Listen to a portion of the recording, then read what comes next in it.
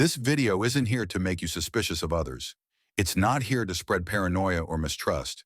Its purpose is to awaken something within you. Because what Carl Jung warned us about wasn't the obvious evil, the kind that shows its face. No. Jung's real warning was far more unsettling. He cautioned us about the unconscious evil, the kind that doesn't even know it's causing harm because it has never dared to see its own shadow. Have you ever encountered someone like that? Someone who made you feel guilty just for thriving, just for being at peace? Someone who always seemed to need you to fix them, to rescue them emotionally, but who never seemed to grow, no matter how much you gave someone so quiet and spiritually calm that you began to question if your own intensity, your fire was something shameful. They didn't attack you. They didn't scream. They didn't threaten. But somehow you felt drained around them. You felt yourself retreating not from them, but from yourself. Your confidence faded. Your clarity dimmed. You began doubting your own joy. This is the kind of unconscious shadow Jung spoke of.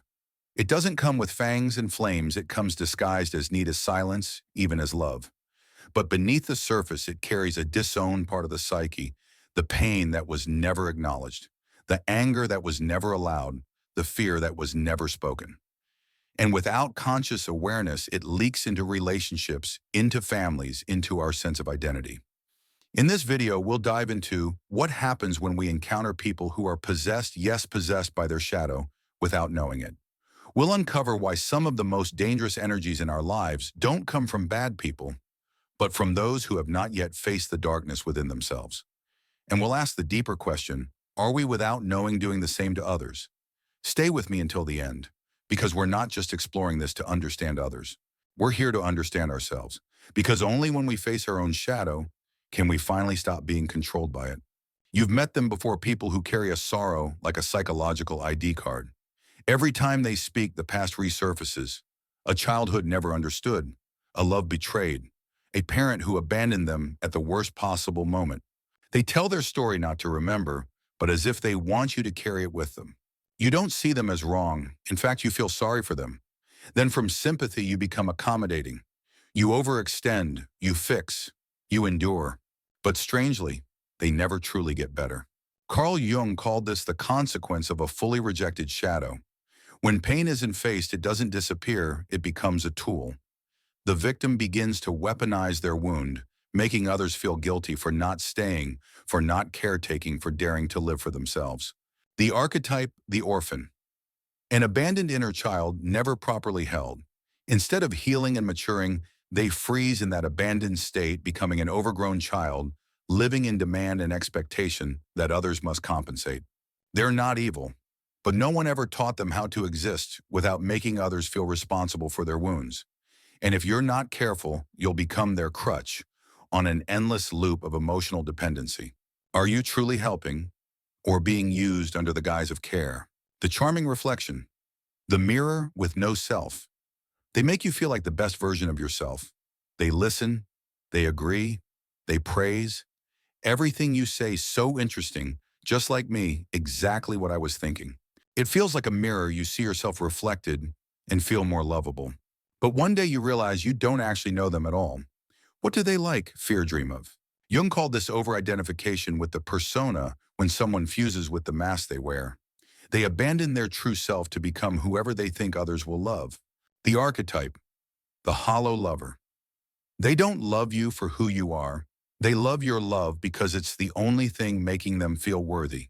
They're not lying. They're afraid. Afraid that if they show their true self, you'll leave. But that fear makes them untrustworthy, because how can you trust someone who doesn't even show up as themselves? The passive supporter, the silent saboteur, wrapped in concern. You're so brave, I'd never take that risk. I just worry you might get disappointed. Just be careful sometimes. Dreams can hurt, you know. These sound like gentle concern, but over time they seed self-doubt. This is the kind of person who appears supportive, while subtly injecting fear into your progress. Jung described this as a helper complex hijacked by the shadow. When darkness seeps into the desire to help becomes control, masquerading as love. The archetype, the twisted caretaker. Someone once hurt by abandonment, now trying to keep others close through conditional care. You must be small. You must need them. You must not outgrow them. You think they're supporting you, but really you're shrinking so they feel safe. Are you living your full potential or making yourself smaller to avoid hurting others? The friendly competitor, the shadow twin. They cheer for you. They say, I'm so happy for you. But the moment you share a win, they share something bigger, better, accidentally outshining you. They never voice their envy, but you feel it in the drifting gaze, the incomplete smile, the praise that lands without warmth. Jung called this the manifestation of an unconscious inferiority complex. When the shadow of inadequacy is unacknowledged, it doesn't go away. It disguises itself as camaraderie and becomes silent rivalry. The archetype. The distorted twin meant to be a companion, but lacking shadow integration, they constantly compete. They can't celebrate your growth, because if you surpass them, they no longer know who they are. Ask yourself, that supportive friend, are they truly walking with you or quietly measuring themselves against you? The enlightened one, the false sage. They speak like a guru, about energy awakening inner child ego and higher self. But when you share something real, they don't truly listen. They correct you. They say you're triggered, that you're not clear yet. They use spirituality as a polished form of manipulation. Jung called this spiritual inflation, when the ego wears the costume of enlightenment to assert superiority. The archetype, the corrupted sage. They don't want peers, they want followers. And as you grow, they'll feel threatened, because your growth means you may no longer need them. Is your spiritual guide truly helping you become free, or binding you to their sense of control disguised as wisdom? Carl Jung once said, knowing your own darkness is the best method for dealing with the darkness of other people. When you face your own shadow, you're no longer blinded by the shadows of others. None of these people are bad. They're just unaware of their inner darkness. But if you're not mindful, you'll get pulled into their unconscious manipulation and lose sight of yourself. If you see yourself in any of these patterns, don't be afraid. Awareness is the first step to awakening. And if you've ever been on the receiving end of such dynamics, feel free to share your story in the comments below. Your truth might be the light someone else needs. X, the manipulative sensitive, the wounded empath, and the trap of fragility. They show up like a breeze, soft, gentle, intuitive. They don't need to say much. A glance, a gentle touch, a compassionate. Are you okay? And suddenly you feel deeply seen. They pick up on subtle shifts in your tone, your gaze, your energy. They sense the sadness you hide, and they're there, ready to cry with you, hold you, and listen. But somewhere along the way, something shifts. You begin to feel responsible for their emotions. You choose your words carefully. You avoid upsetting them, even accidentally. You feel the need to always be available, because if you're not, they can't handle it. Carl Jung offered a haunting insight. Many who claim high sensitivity are projecting their own inner chaos outward and demanding the world to organize itself around their wound. They're not bad people. They simply never learned how to hold their own feelings. Instead of processing their pain, they let it spill over like an emotional tide, submerging everyone nearby. Their archetype, the wounded child who manipulates instead of heals. A child who never learned self-regulation seeks a surrogate parent in every relationship. What began as a gift empathy turns into control when there is no inner grounding. Tears become invisible chains. Fragility becomes a reason why you can't get upset, can't disagree, can't be yourself. If sensitivity requires you to stay silent or tiptoe around the truth, is it still connection, or has it become emotional control? Sophitan, the pseudo-wise, the false light and enlightenment that blinds. They say all the right things about healing spirituality, ego dissolution, raising your vibration. When you're struggling, they don't blame you. They say you're triggered. They suggest you should work on your inner child. You feel they have deep insight. Maybe they're more awakened than you. But over time, something strange begins to happen. You never quite feel good enough around them. You feel like you must strive harder, be quieter, be more aware. Jung called this spiritual bypassing, using spiritual language to mask an ego that hasn't been transformed. They haven't transcended their ego. They've just dressed it up in silken robes, making it harder to detect. Their archetype, the light bearer in Shadow One, who carries a torch yet never dares shine it on their own darkness. When you disagree, they don't dialogue, they reframe. They explain away your discomfort as a sign of your unhealed trauma. They don't listen, they analyze. And they win by convincing you that your pain is just immaturity. True light doesn't make you feel small. It gives you courage to look at your imperfections with love, not judgment dressed in spiritual robes. Is your guide allowing you to be fully yourself even when you're not high vibration? Carl Jung never saw the shadow as an enemy to be destroyed. He believed evil arises not from our nature, but from rejecting our own light. All the archetypes we've explored, the orphan, the mirror, the twisted caretaker, the false sage, the wounded empath, the light bearer and shadow are not bad. They are people being driven by shadows they haven't yet integrated. Their common wound is inner division between ego and shadow, and to avoid seeing themselves, they ask you to look for them. They use you like a mirror, not to reflect truth, but to reflect back a distorted image they can tolerate. Imagine being in a room full of mirrors. None of them show your real reflection. Each one warps you because the light isn't coming from you. It's coming from them, and they're hiding in the darkness they fear to face. And if you stay in such a relationship too long, you start to forget what you actually look like. You're not alone on the path of awakening. If you feel exhausted in a relationship but can't quite name why, trust that you're not the only one. These archetypal patterns exist all around us in modern life. They're not just other people. Sometimes they are parts of ourselves that haven't yet embraced their own shadow. And remember, the shadow isn't the enemy. It's simply the part waiting to be welcomed home. The hard truth. Why do you keep attracting these people? Have you ever asked yourself, why do I keep ending up in the same kind of relationships? Why do I always attract controlling, manipulative people who make me feel small? Why, even after trying so hard, do I keep repeating old patterns? The answer, according to Carl Jung, doesn't lie in blaming others. It lies in a truth far harder to accept. We attract them because they are mirrors of the unintegrated shadow parts within us. It sounds paradoxical, even unfair, but it's the foundation of Jung's entire approach to depth psychology. No one enters our life by accident. Each person is a message, a living reflection of our inner world, whether peaceful or chaotic. Projection. When the inner world turns life into its stage, Jung wrote, projection turns the world into the replica of one's own unknown face. In other words, we don't just see others through our own eyes, we assign them roles like unconscious directors of a play. We cast someone as the controller because a part of us still doubts our right to own our choices. We cast someone as the victim in need because deep down we want to feel useful to be needed. We cast someone as the spiritual guru because we don't yet trust our inner wisdom and want someone to validate it for us. This is why you're not just manipulated, you allow it because an unhealed part of you finds it familiar. When the shadow is denied, it gets outsourced. Imagine your psyche as a grand house. There's the living room where you welcome others with your love achievements light. But there's also a basement where you've stored the feelings you rejected, anger, jealousy, control, the hunger for validation, the fear of abandonment. The issue isn't that you have a basement, we all do. The issue is you don't want to look at it. You don't want to admit you have selfishness or a deep longing to be seen. So when you refuse to meet that shadow, your psyche hires someone else to play its part. A lover who showers you with passion, then controls you emotionally. A friend who constantly needs saving, but leaves you drained. A teacher who speaks of light, but always makes you feel like you're not enough. This is projection. You can't see your own inner chaos, so you assume the world is the cause of your pain.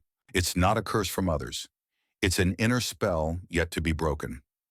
One of Jung's most challenging insights is this: no one can hurt you more deeply than the parts of you that you refuse to see. And because you don't see them, you keep recreating the same patterns. Controlling relationships, codependent dynamics, situations that make you question your worth. But these people aren't villains. They are mirrors showing you what you haven't yet had the courage to name. And the good news, if you created the script, you can rewrite it. The good news, you can reclaim the director's chair. When you begin to look inward, not to judge, but to understand and integrate, something powerful happens. You no longer need others to play roles for you. You don't need someone to chain you with tears. You don't need someone to validate you with false light. You don't need anyone to carry the shadow you've never dared to name.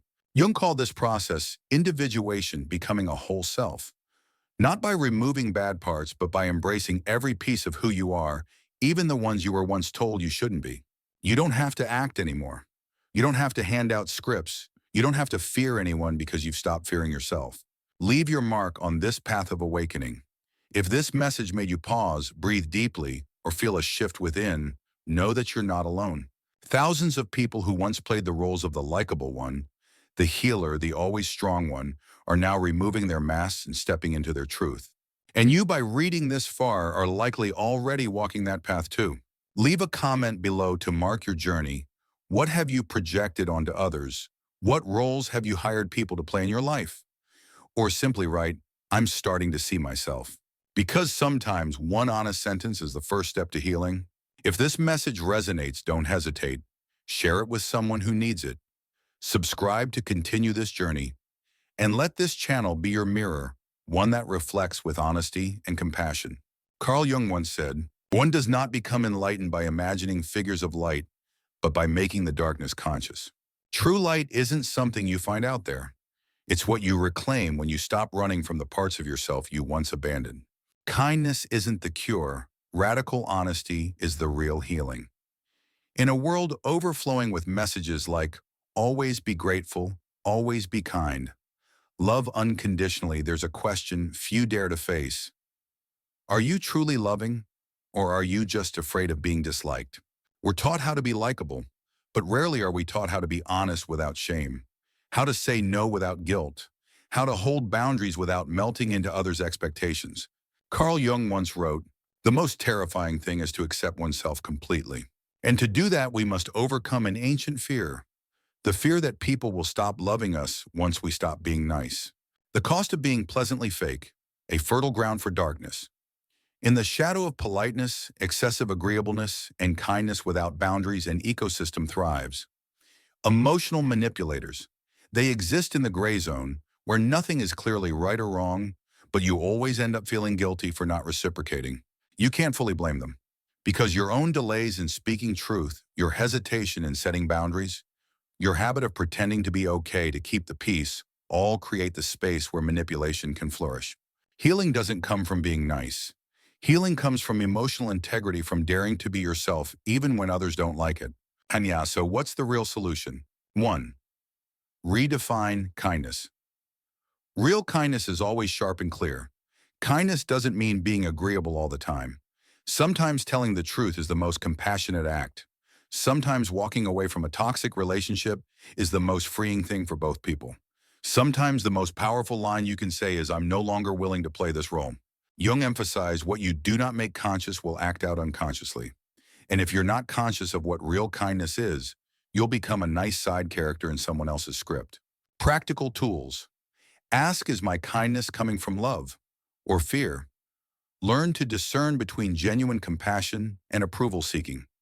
Remember, a good person isn't someone who's always available, but someone who shows up with honesty, boundaries, and when needed, clarity. 2. Train your energetic boundaries. No one deserves access just because they want it. You don't need to understand everyone to forgive them. You don't have to be a healer for anyone. You're allowed to keep your distance and keep your dignity. You can put your phone down, ignore that message, reclaim your energy without guilt. Because protecting yourself isn't selfish. It's an act of an awakened being. Practical phrases to practice.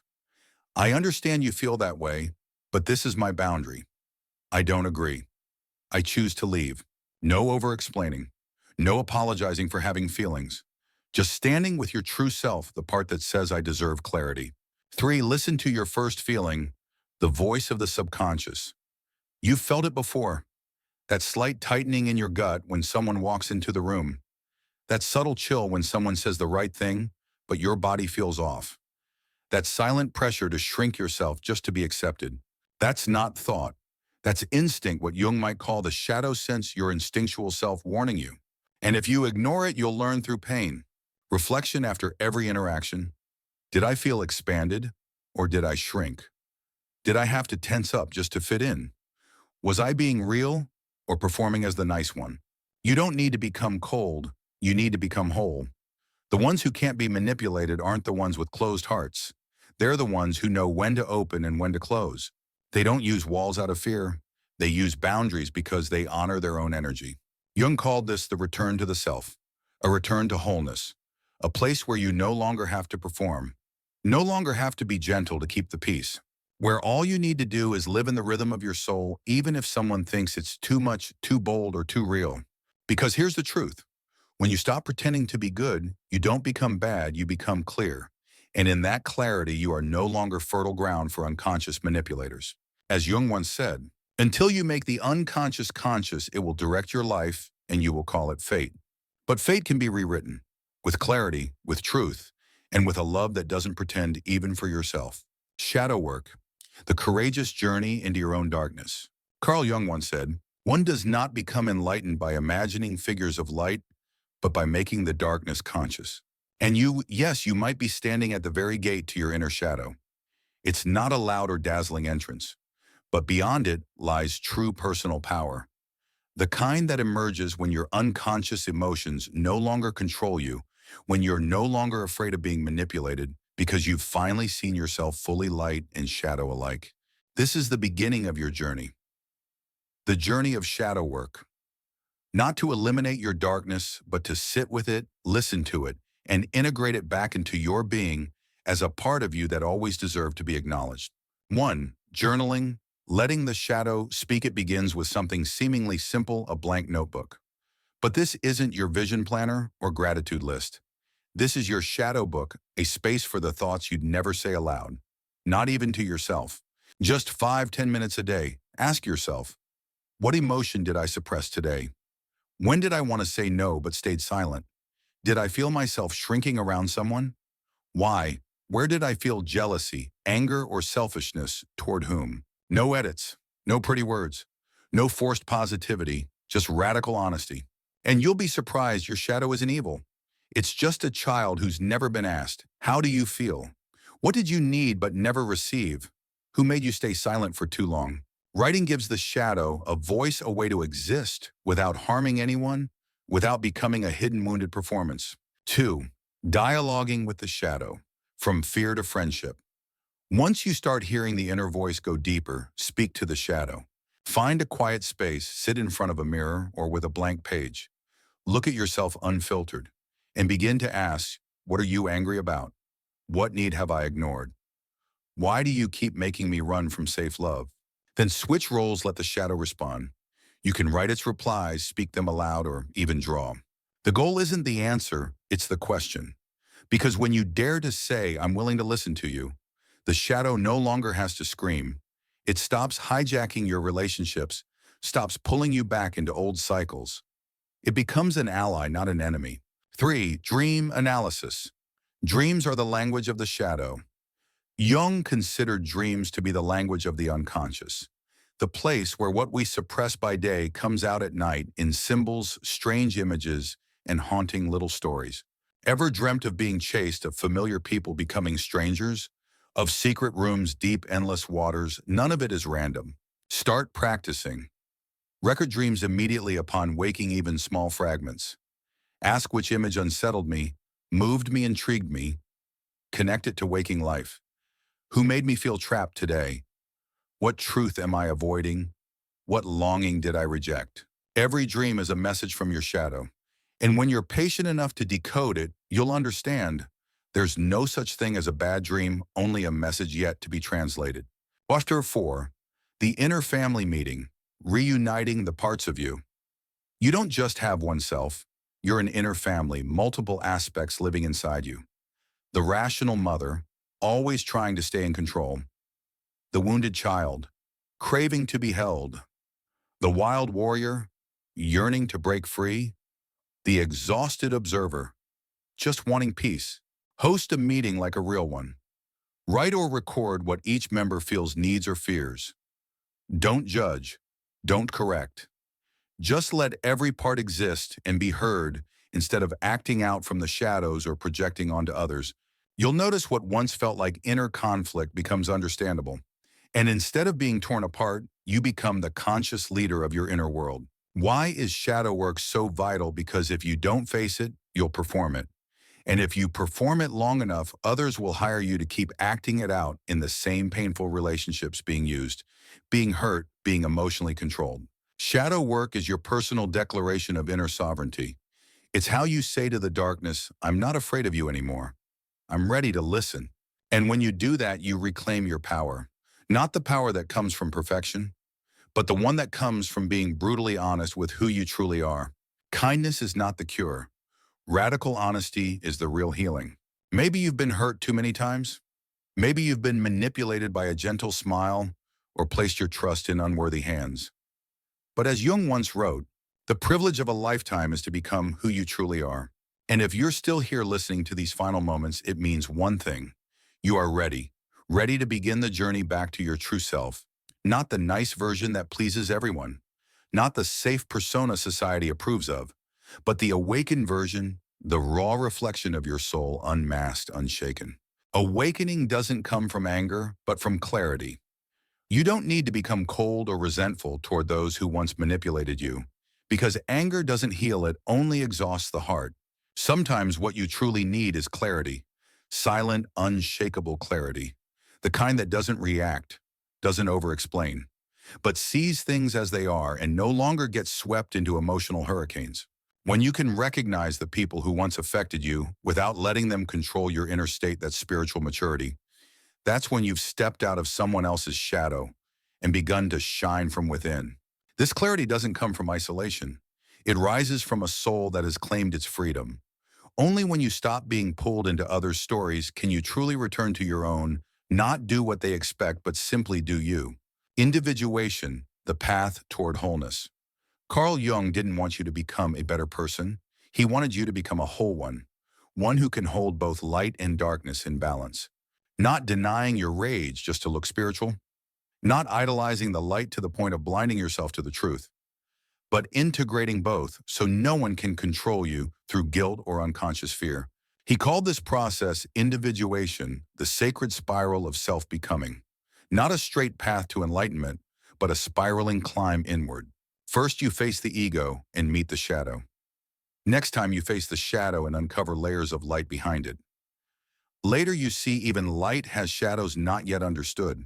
But with each spiral, you rise higher, see deeper, hear clearer, live more truthfully. This journey isn't about becoming superhuman. It's about finally becoming you wholly unapologetically.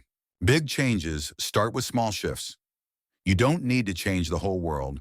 You just need to change the way you show up in it. Awareness, say no when your body tightens with a yes. Stop pretending to be fine when you're hurting. Release what no longer fits. A relationship that drains your energy, a habit that shrinks your spirit, a mask you wear for approval. When you name it without drama, without blame, you are acknowledging it, defining your boundary, and taking the first step to return the role you never wanted to play. You are not alone. Drop a comment below, I am on the journey back to myself. Or share, what are you ready to let go of today? Not to boast, but to show that every tiny clarity opens the path for someone else to live honestly too. If this closing message felt like a gentle tap on your soul, a reminder of a part of you long asleep, then know this, you are not alone. Thousands of other souls are standing here with you quietly, bravely ready to step deeper into their individuation. Drop a comment, I am on the journey back to myself. Or share, what are you releasing today to protect your inner wholeness?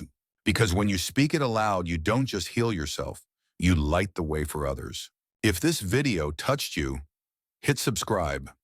Turn on notifications for more depth on shadow work, archetypes, and Jungian healing.